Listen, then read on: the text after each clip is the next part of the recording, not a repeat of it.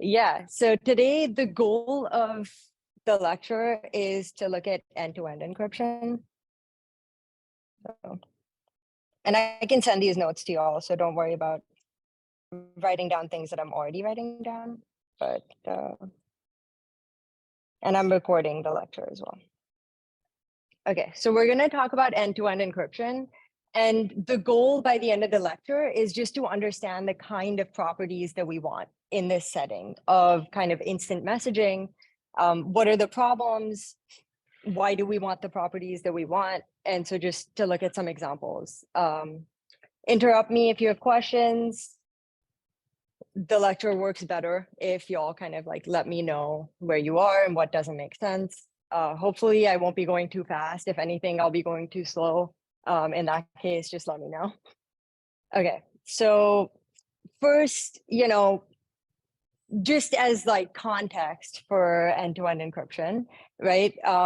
We've got SMS and MMS, and how do they work? So you've got some tower, right?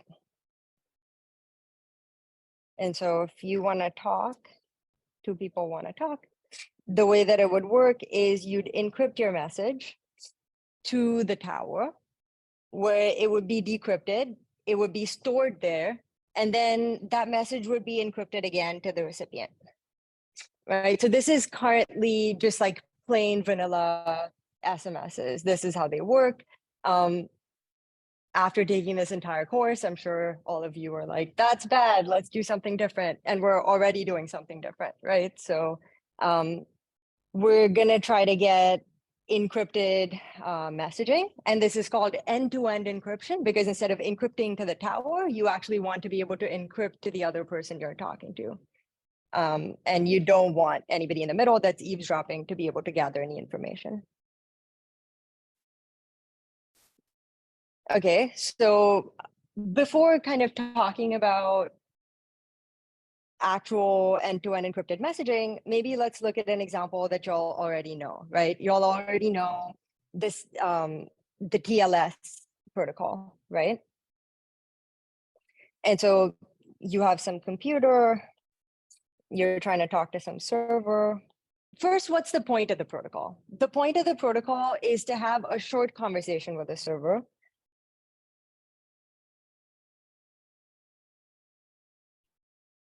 Right? And you know that both parties are going to be online. So you're online and the server's online. Right? And what does this mean? Since the communication's short and both parties are online, you don't really care about the corruption of this, like recovering from a corruption of this setting. But what happens in text messaging instead, right? You're having conversations for years and you're having conversations with people that are not online at the same time. And you do want recovery from corruption because you want that even if somebody can snoop on your messages today, that they're kicked out tomorrow, that they're not able to read your messages anymore. So just, for the setting for TLS, we don't care about, post compromise.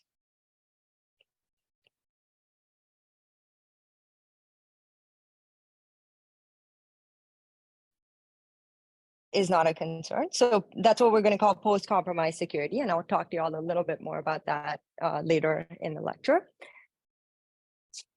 And how does the protocol work, right? There's going to be some initial key agreement, right?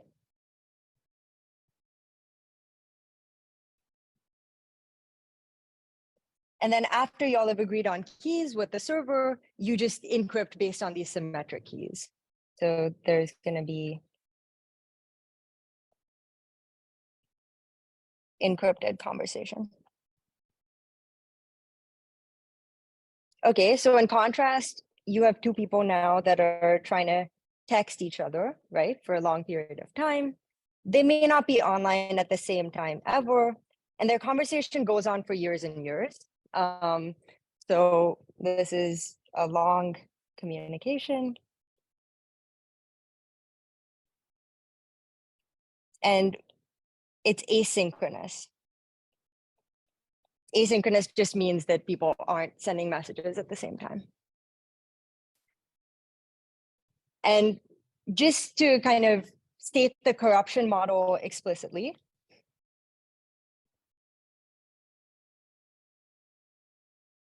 so this is what power does the adversary have? What power does a bad person have, right? And this is going to be full network control. We can't assume that packets over the network are not being snooped or delayed or anything of that sort. And also, we may be able to have corruption of a party state.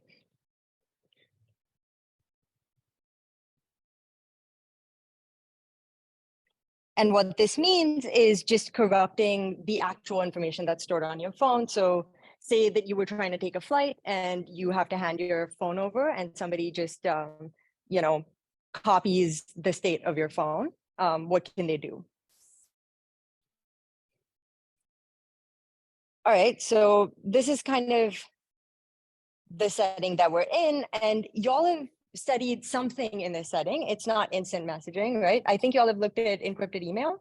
Is that, all right, so y'all have looked at encrypted email in this setting.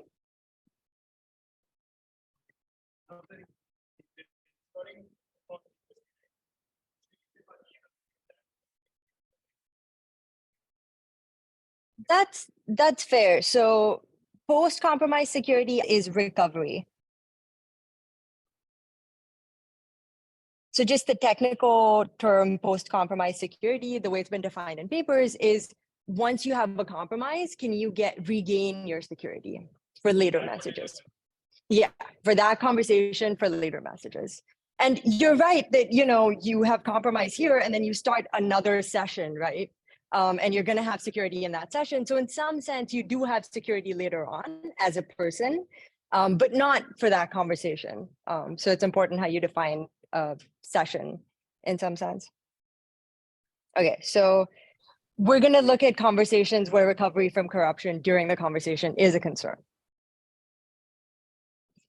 Okay, so just quickly, in encrypted email, there's some public server or, some public way of actually, let me just say public information.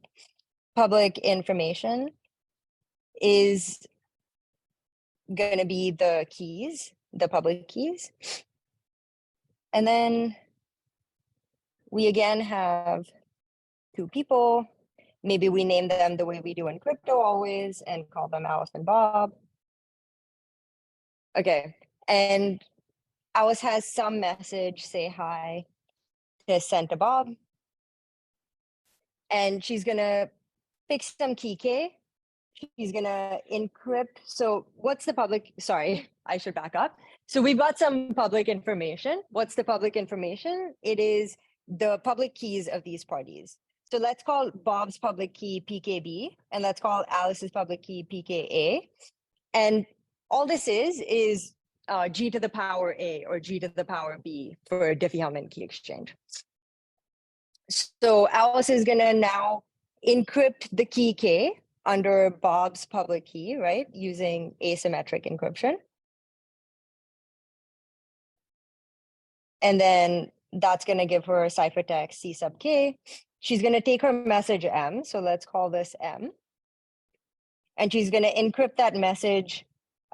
This is gonna be asymmetric encryption, and this is gonna be symmetric encryption. She's gonna symmetrically encrypt the message under key K and get some ciphertext for the message. And then she'll also compute a signature on the message, and then she'll send all that across, right? Some sort of authentication. And this is, it gives us something, but importantly, notice that these keys, all the keys kind of being used here are long-term, right? Which means that later on, if, once you see Bob's keys, later on, whatever messages Bob gets, you can always decrypt them. Does that tracks, right? Y'all have all seen encrypted email. Okay, so it basically what that means is it loses all security on break-in.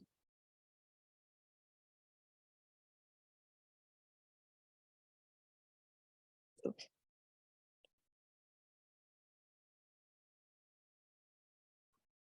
So that's encrypted email. And so let's talk about what we're going to do instead. So now we're going to talk about the actual properties that we want from an instant messaging system.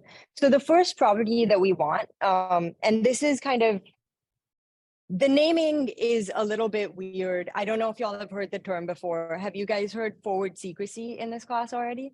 Right. So we're going to want forward secrecy. And you're already getting forward secrecy with a bunch of other things, right? Okay, so we want forward secrecy. And this is easy to get if you have messages that kind of go one at a time. If the communication's really slow, you can send a message and then the other message you get back is kind of out of context. You don't need to, you're not having a conversation that's like back and forth really quick. Okay, so we want forward secrecy, which is, what does that mean is it's going to make deletion meaningful, right? Forward secrecy. Oh yeah, let's say it makes deletion meaningful. If you still have the messages stored on your device, it's not going to protect them. But once you delete the messages, it's not going to allow anybody to encrypt the or decrypt the messages ever again. And so what's one way to kind of get forward secrecy is to encrypt everything separately. But now we also want recovery from compromise. So we want in some way to add randomness into the conversation, add some secrets into the conversation so that, you know, even in the future, we're recovering from this compromise. And the way that we're getting forward secrecy before is each conversation or each email is separate. Each email has its own keys that you've picked. You're encrypting them with respect to these like long-term keys. You're not really expecting recovery from compromise. The way that recovery from compromise is going to happen in an instant messaging setting is that you're going to kind of keep the conversation going and you're going to be updating the keys within the conversation. And you're going to delete old keys that you used in the conversation. Okay, what's one way to, so we've got forward secrecy. And then this other term that I'm going to define, which I mentioned before, is post-compromise security. This is the other property that we want. And what post-compromise security is recovery after compromise. And this is recovery after state compromise because the adversary already has complete control over the network.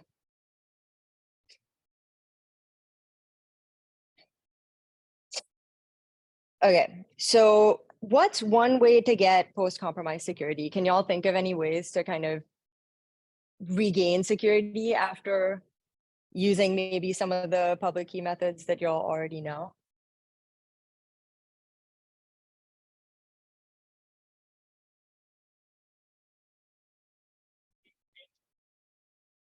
Forcefully change keys every once in a while, right? So like maybe you can do a new key exchange every once in a while. And let's write that down, right? So what's one way to get this? We can do force periodic key exchange. Now, one thing that's really important to remember for the SMS setting is that we're going to want to preserve usability, because if we don't preserve usability, nobody is going to use encrypted messaging, and then we're in trouble, right? So what are some problems we might have with forcing periodic key exchange? One of them is maybe the two people are never online at the same time, right? They're never online at the same time. How do we get them to kind of agree on a time to do a key exchange so that they can then, yeah, go for it.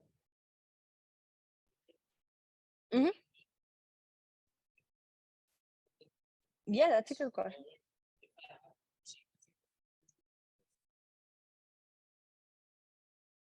Right. Yeah. So if you have forward secrecy, do you need post compromise security? Um, what happens in the case of encrypted email, right? You may still, or forget, how have you seen forward secrecy now in the class? How do you achieve forward secrecy?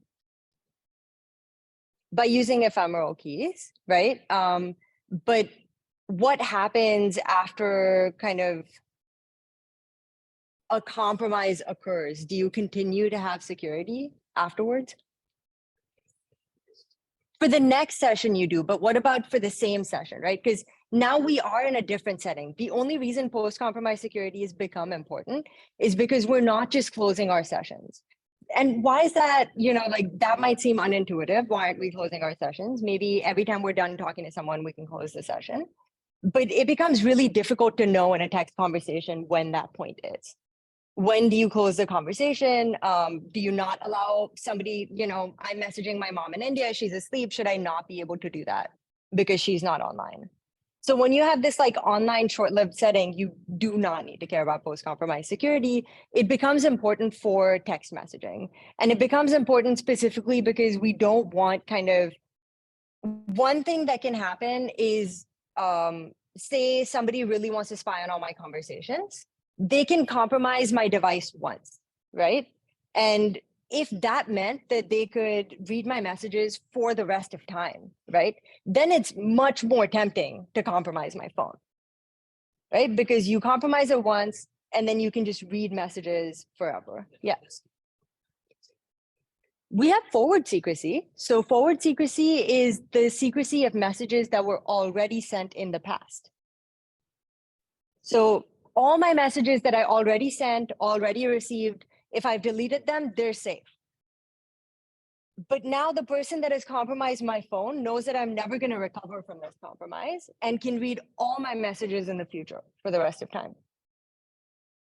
That makes it really tempting to now compromise my phone. But instead, what we can do is we can say, you compromise my device.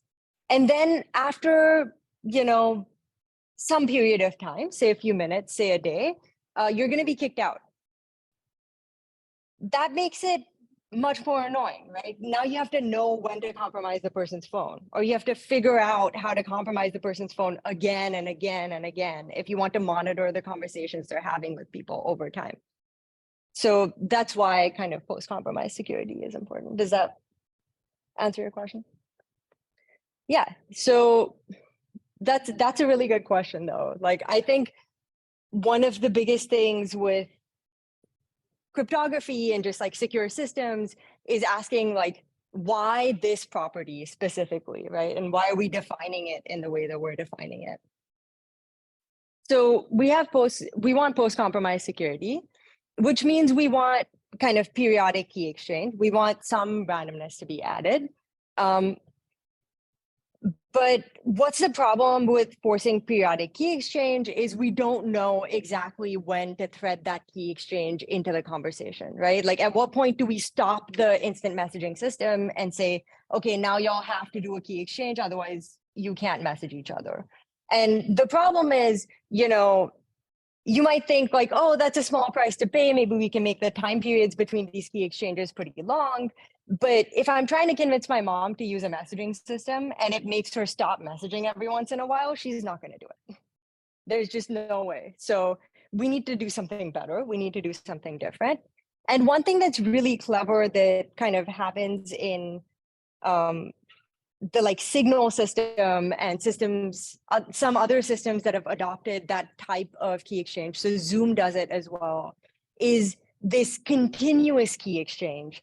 So what they do is you have two parties, you have Alice and Bob, right? And let's write their names down. And so Alice has some exponent A, Bob has some exponent B, and currently the Alice knows her public half and Bob's public half. And Bob also knows both public halves. how is Alice going to add randomness into this system? Instead of forcing a complete key exchange, instead what we can do is Alice is now going to choose a new exponent. So Alice is going to say, okay, I have a new exponent C. I'm going to compute this new key with Bob's old half. And now I can encrypt my messages using that key instead of the key before. And I can use kind of, maybe somehow I can use the keys that I get from this to communicate C. It's still a question in a system like this. How do I communicate this G to the power of C to Bob in a way that he kind of believes it? Because we don't want to be posting these things to the server all the time. We're going to try to send these messages directly. We don't want an adversary to be able to just decide, okay, I'm going to just switch over the keys. So we want to make sure this like addition, this new exponent is like really chosen well. But this is kind of how the periodic key exchange actually does occur in instant messaging systems. So that is how you're going to get post-compromise security. But we actually run into some pretty big problems when we're in this kind of asynchronous setting that are not just, forward secrecy and post-compromise security. These are, nice things to have. What happens when you're trying to get forward secrecy and post-compromise security in this asynchronous setting is that you might lose some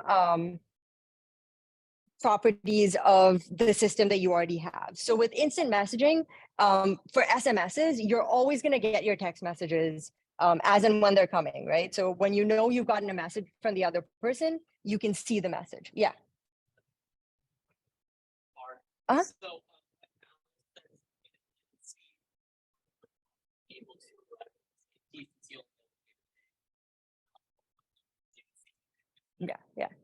Yeah. So it's somehow in these messaging systems, Alice is going to send across this G to the power of C. The actual way that secure instant messaging systems work is, I don't believe, going to be on the exam.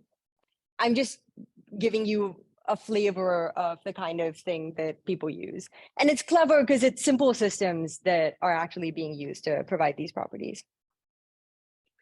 The other thing that we actually use to provide forward secrecy in the instant messaging system, specifically for Signal, that's really nice is, have you guys looked at kind of pseudo-random functions? Okay, y'all have looked at pseudo-random functions? That's awesome. Okay, so in the same way as like pseudo-random functions work, if you have some sort of box,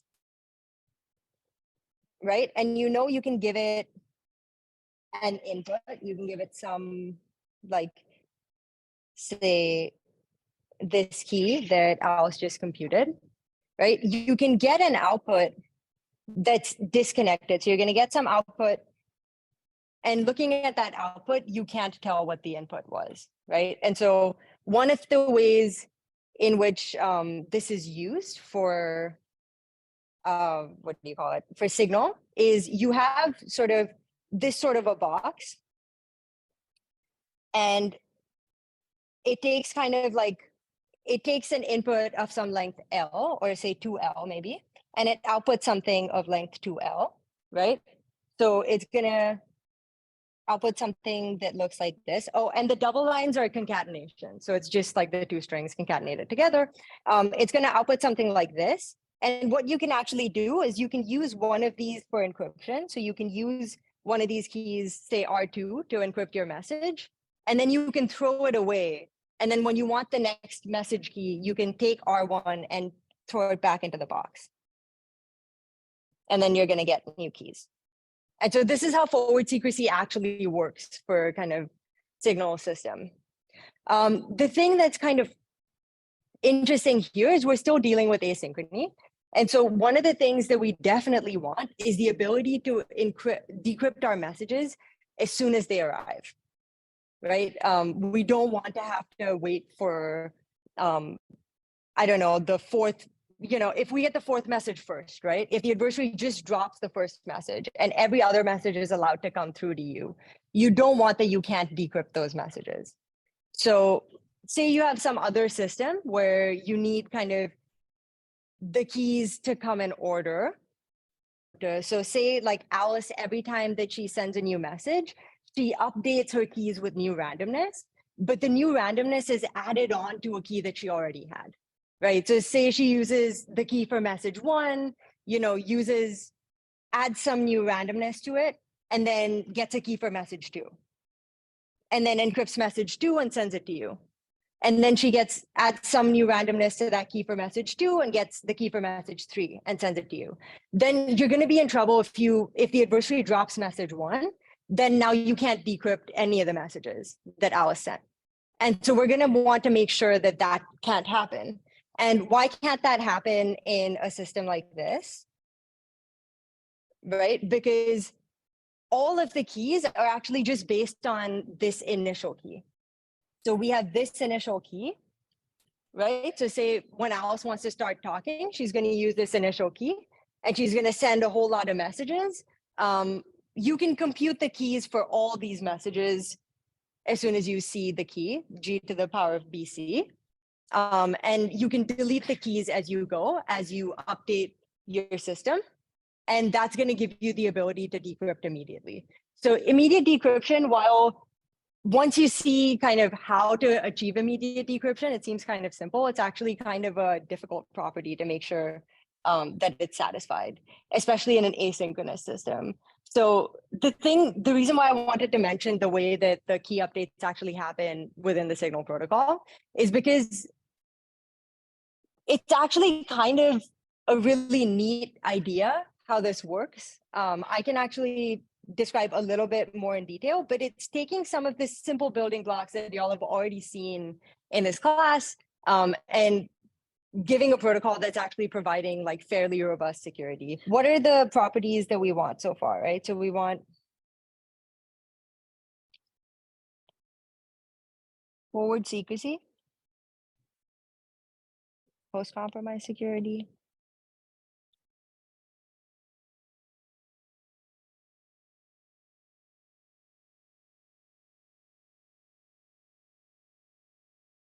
we want immediate decryption, and we want to be able to kind of have just general usability.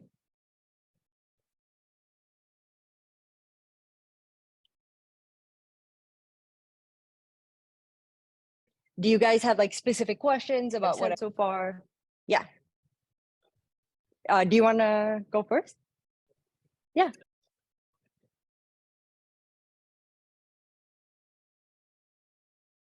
Explain immediate decryption again. Do you want to know like what immediate decryption specifically means or why it's important? What it specifically means. So what it means is, say that you've got 4 ciphertexts coming your way.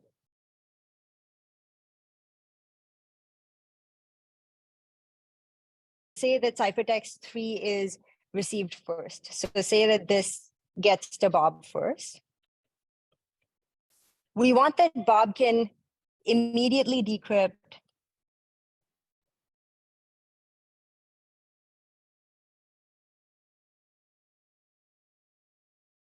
C3. So we want that Bob can immediately decrypt C3 and also immediately know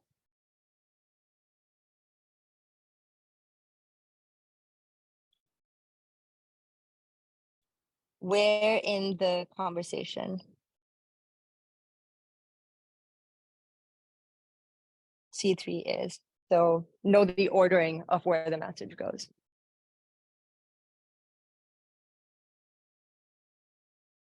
And what we mean by immediately is specifically you don't need to know kind of C1 and C2 don't need to arrive beforehand.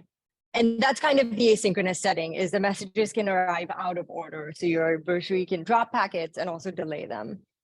Yeah. Was your question? Yeah.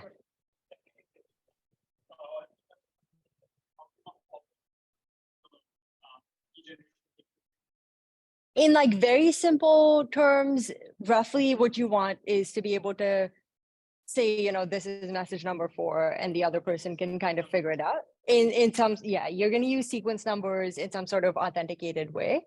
The specific thing that's needs to be enforced there is somehow the order of the conversation is enforced by some sort of system, right? Like you can't just, if you're just using, say, encrypted email, and you're trying to, make a text conversation out of that, then the fact that you always know the ordering of the messages, especially with an attacker somewhere in the conversation, may not be 100% always true, especially for messages that you've already sent. Yeah. We already have something that enforces that. And you'll see that immediate decryption definitely holds for the protocols that we use currently, because you'll see, like with Signal, sometimes you'll get a message and then after a few seconds, the message right before that will fill in.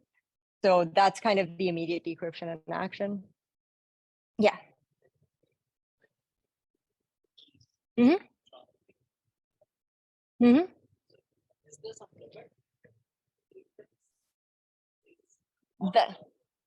That's a good point. That's a really good question. There isn't a limit. And the reason why there isn't a limit is because you can't know for sure when the other person's going to be online to reset their randomness. And you don't want to kind of reset your randomness multiple times, because the way that, at least within Signal system, the way that you communicate that you've reset your randomness is you kind of send a new header with your messages. And Bob can look at the header and be like, oh, this is a header that I haven't seen. So it's definitely going to be just combined with my old key to kind of.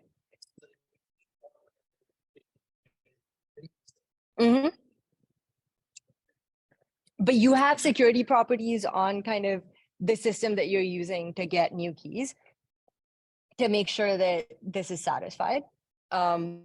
You're not going to get that in an information theoretic way. There's going to be computational assumptions there.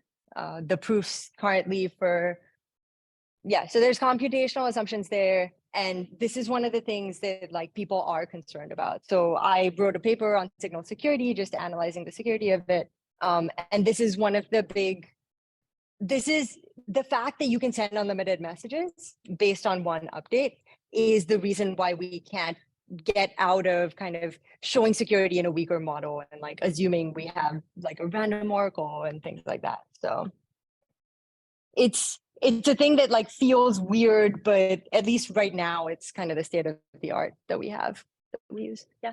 Mm-hmm.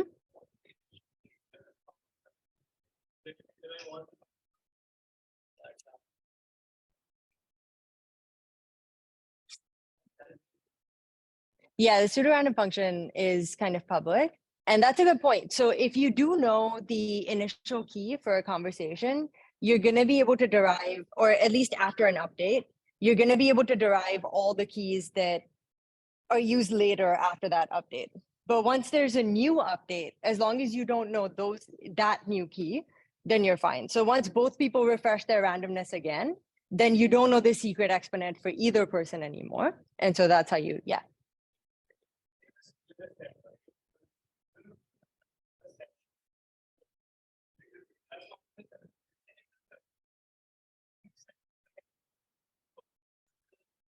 The point here is to have the conversation kind of continue long term. So you don't just have the session end, right? So here, even though somebody might know all the keys in that particular system, if the person is just trying to snoop on your messages, and if they're kind of snooping on all the kind of keys that are derived here, unless they compromise your state again after a while, they're not going to learn the new keys. But also that entire time, even when you're compromised and even later on, you can keep talking. There's no point at which you have to kind of say, okay, I'm going to end the conversation here. And then next time you're online, we'll kind of share new keys so that we can talk again.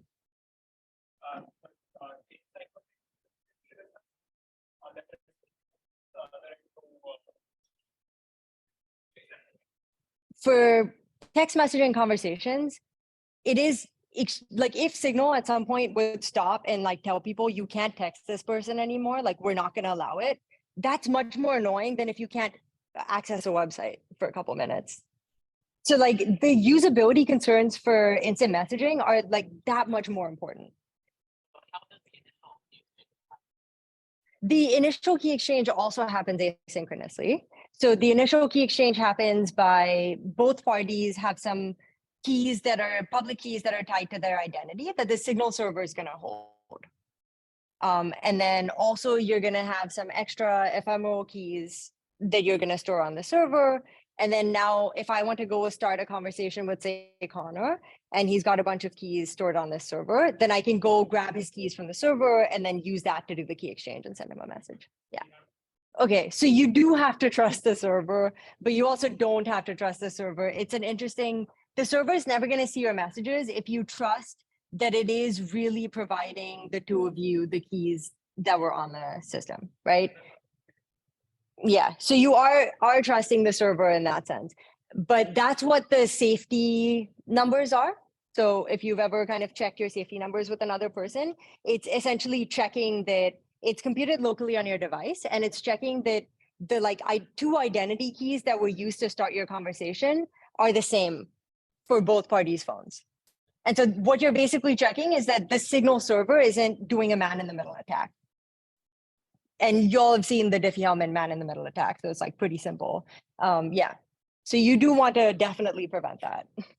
The only way to do it is out of band, though. You can't do it through the signal server, because if you do it through the server, then it's gonna, figure it out. So yeah, there's also like, that's something you check when you start conversations. There's also a question of, should you check if later on after a compromise, if the person's just snooping on your conversation, we have this recovery guarantee.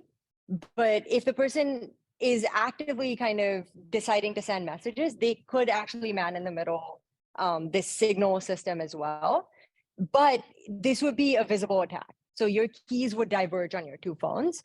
And so there's been actually a question of, is there kind of some way to do this that's user friendly that will mean that you'll actually do the check? Because some people that are motivated to do it might want some system, but you don't want to add you don't want to add too much mental load, but also these keys are updating. These safety numbers are fine because they're identity keys, they're long-term, you can just check them. Yeah.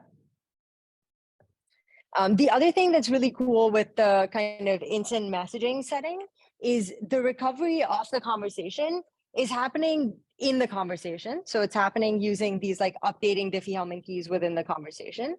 So even if somebody kind of gets your identity keys, these are keys that you like really don't want compromised, this Signal says like it's not even part of their threat model. They're not considering that these identity keys can ever be compromised.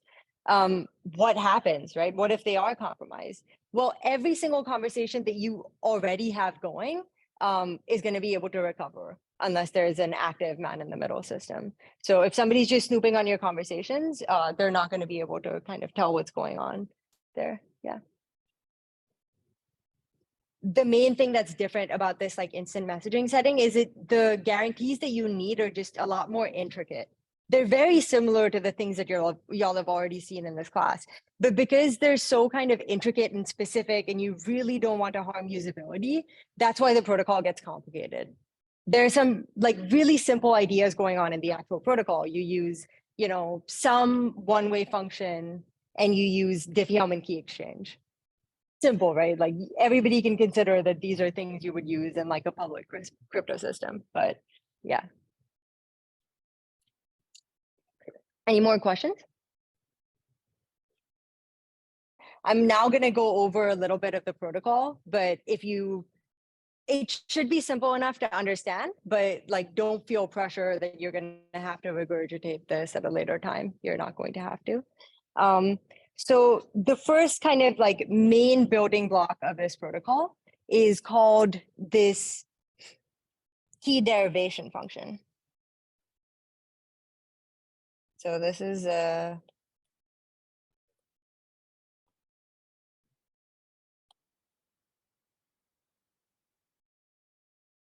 key derivation function.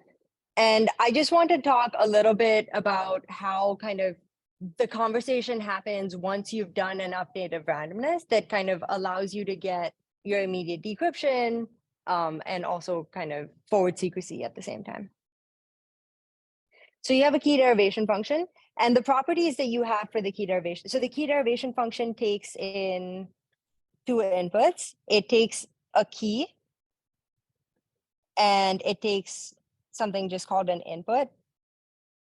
And then it's going to produce two things as output. The property that the KDF has is that as long as one of these is unknown and kind of unguessable to the attacker, that the outputs are going to be unknown and unguessable to the attacker, and also kind of not, you can't use the outputs to regenerate the things that you put into the function. And so you're going to get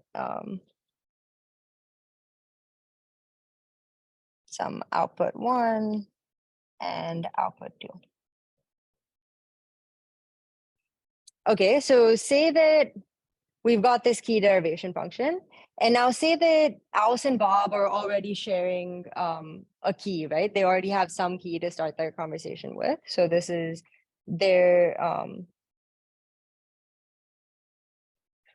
key. Then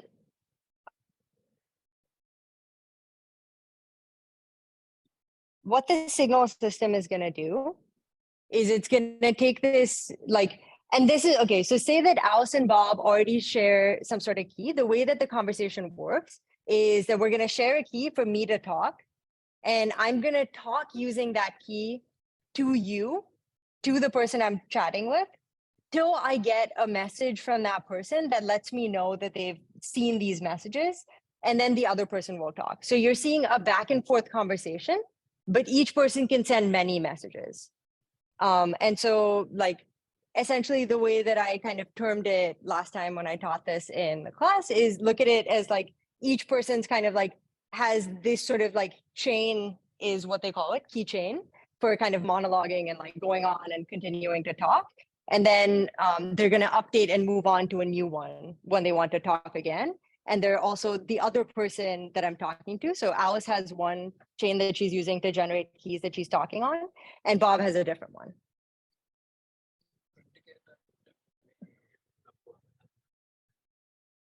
How do we authenticate if the person has the control over the network? So you mean like the overall kind of continuous Diffie-Hellman key exchange that we were talking about?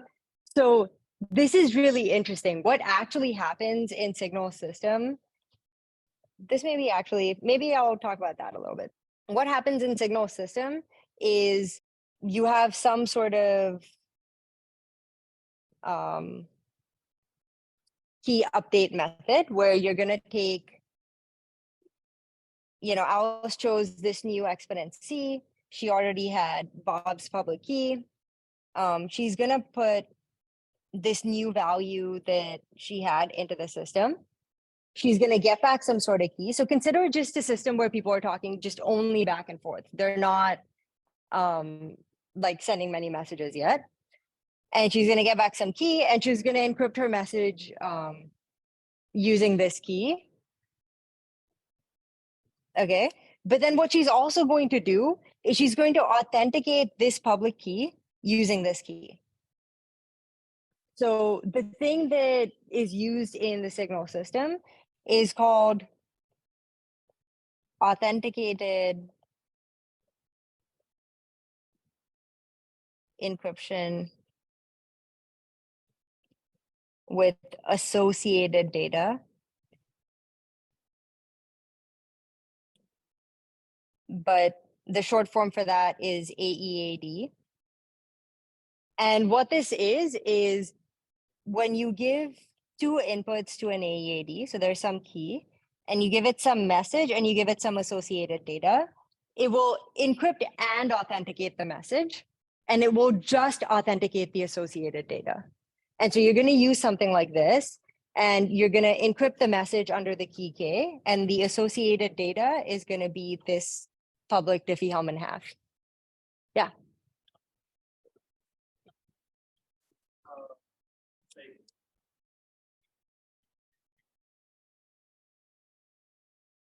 But essentially, it's just a Diffie-Hellman key exchange. You have these kind of identity keys, and they're long term. So they're like really long lived. You know for a fact that like this is really the other person's identity key. And what you do is yeah, no, it is a triple Diffie-Hellman. That's exactly what's happening. It's a triple Diffie-Hellman to start the conversation. And then once you've started the conversation, you're going to use this like key derivation function chain to kind of keep it going.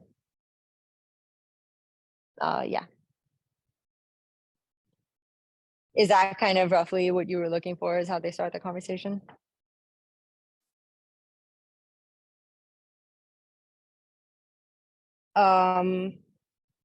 Let's see, is there anything in particular that y'all are wondering about with respect to what we've spoken about, maybe? Or I could talk a little bit more about how signal system works, if that's interesting. You think so? Okay. Do you want to know about how these key updates happen? Or do you want to know about how kind of immediate immediate decryption is handled within kind of when one person's talking and sending multiple messages?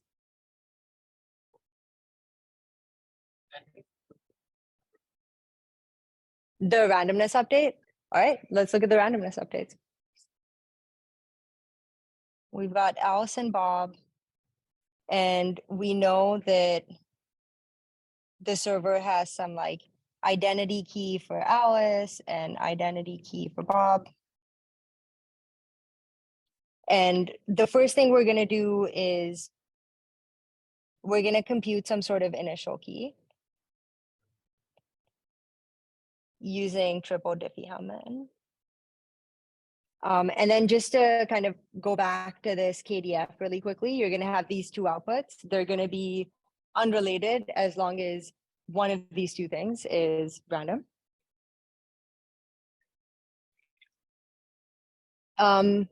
It actually, so it's a PRF in either one of its inputs. You can think of it intuitively as providing the kind of properties that a PRF provides.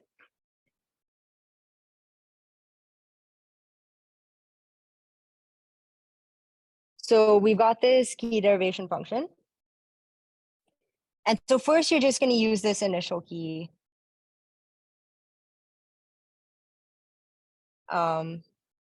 And Alice is going to say, okay, so for the first part of the conversation, she's going to have some exponent A1.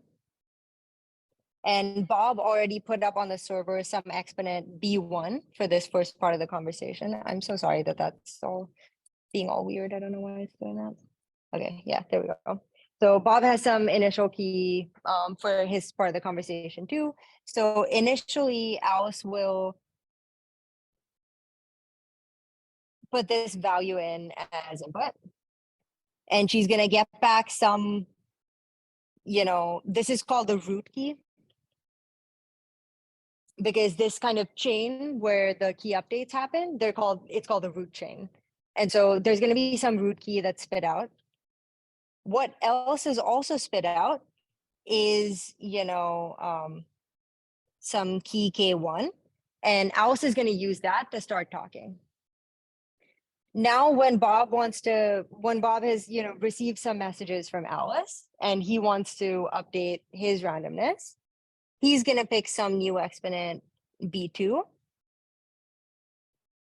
And once he's received Alice's message, he's been able to compute K1. So that means he's got the same root key that Alice has at this point.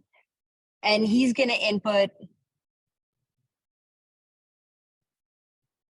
this value, which is computed using Alice's old key and Bob's new key. And that's going to give you a new root key that we know is going to go back into the KDF. And it's going to give this key K2 that allows Bob to now start talking to Alice. The way that Alice knows to move forward again is the second she receives a message from Bob, she's like, oh, he's already seen messages with my old key. So we're both at the same spot in the conversation. And now I can move forward and add more randomness.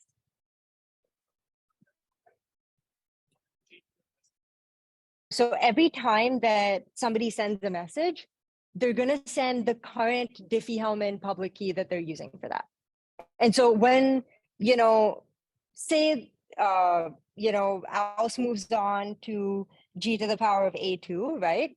Then as soon as Bob sees a message that has this new exponent, this new public key in it, he's gonna know that Alice has already seen g to the power of b2. She's already seen his new public key, right? Because otherwise she wouldn't have moved on. That's kind of the way that they, yeah. Oh, let's say like, Bob sees Alice's message.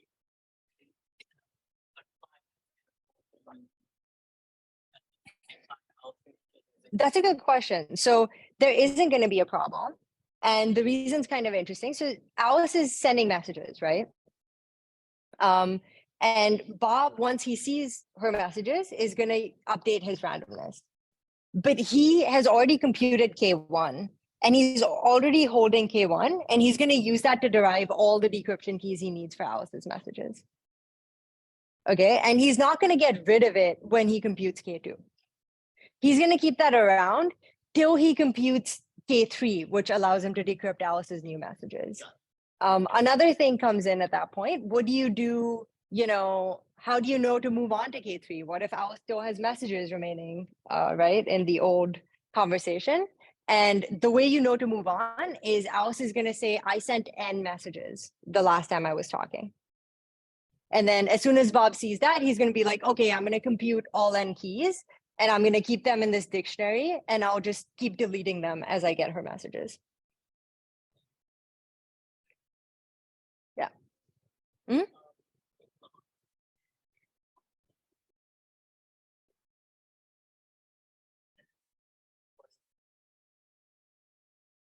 So what do they do with these keys, K1 and K2? They're going to use the KDF again. You have something nice, why throw it away? So you've got the KDF. And now they don't want to update their randomness. So the input is always going to be 0. So don't worry about that. The input is 0. You use the initial key. So you put K1 as the initial key. And now you're going to get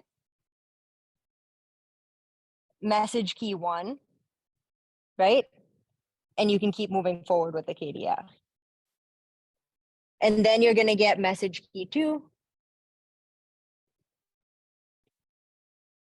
And you're going to keep moving forward with the KDF, right? And what happens once you derive message key 2?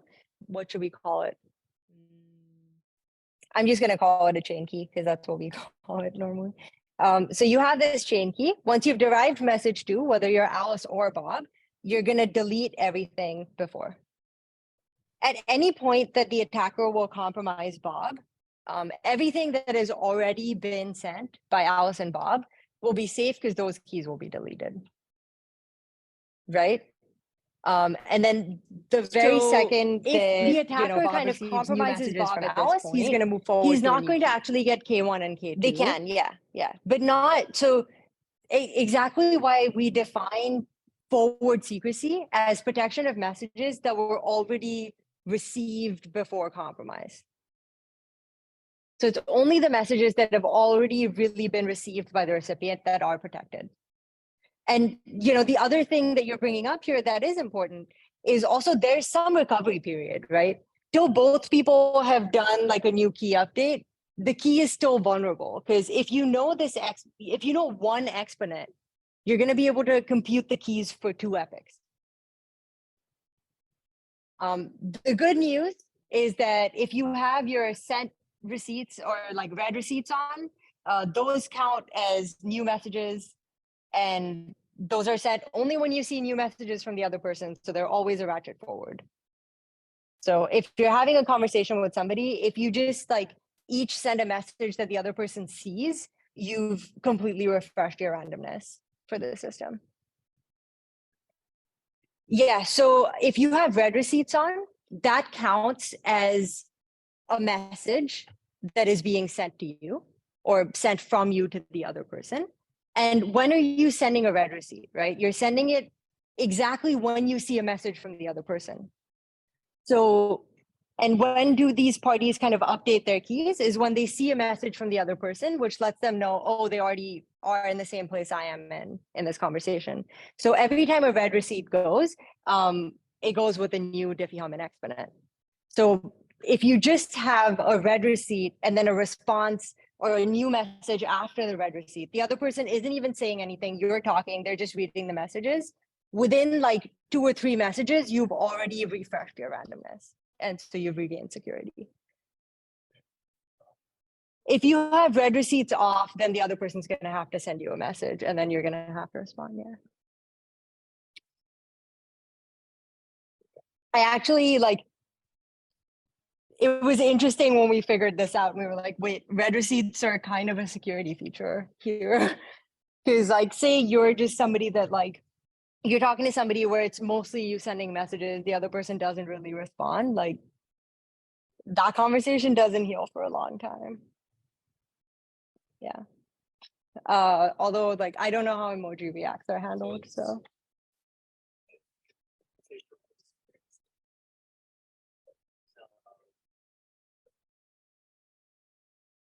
Both, right? Because the way that Signal works is, and WhatsApp, I believe, is if you switch off read receipts, then nobody gets read receipts. It's like an, yeah, so it's a problem for both people. Yeah. Hmm. I mean, the long time is just in comparison, right? So when you have read receipts on, that healing is going to happen as long as your phone was just online and receiving. Like if you've opened the Signal app and seen the message, you're going to have this read receipt go. Whereas how much time you take to actually respond to the message might be very different. And, you know, I might be like the classic example for this because I read my Facebook messages and I mark them as unread and then I get back to them in like 24 hours usually. So yeah, if my read receipts were not kind of a ratchet forward, and if I like, this is not going to matter for you and me, right? Like this is, we're not usually sending messages that are so sensitive that we want like such a quick ratchet forward. But if you're thinking about people, like for example, some of my friends are doing journalism work in India, and they're like fairly left leaning. That's a real danger. Like you genuinely want this ratcheting to happen as quickly as possible. And like that's also kind of, activism is like one big audience for systems like this. So activism, also government. If you talk to people that are in government or lawyers that work with government officials, you're going to see them be very frustrated if that official doesn't want to use Signal or something equivalent to that. Because then the conversations are just kind of snoopable. So. Can't the government access anything? Is that the...